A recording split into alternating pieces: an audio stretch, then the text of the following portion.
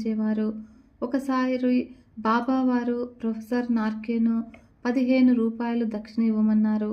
ఆయన, అయ్యో, నా వద్ద సమయానికి పైసా కూడా లేదే, ఏం చెయ్యాలి అని నార్కేవారు బాధపడ్డాడు. బాబావారన్నారు, నీ దగ్గర డబ్బులు లేవు అన్న విషయం నాకు తెలుసు.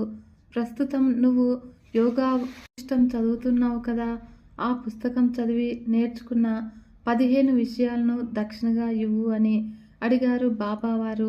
బాబావారు కోరిన దక్షిణలోని పరమార్థము యోగ వాసిష్టము చదివి నేర్చుకున్న అంశాలను జాగ్రత్తగా హృదయంలో పదిలపరుచుకొని వాటిని ఆచరిస్తున్నామా లేదా అనేది పరీక్షించడానికే బాబావారు నార్కేను కోరిన ఆ 15 లక్షణాలు ఏమిటి అంటే, 1 ఆశ లేకపోవటము, 2 నిర్భయత్వము, 3 నిత్యత్వము, 4 సమత్వము, జ్ఞానము,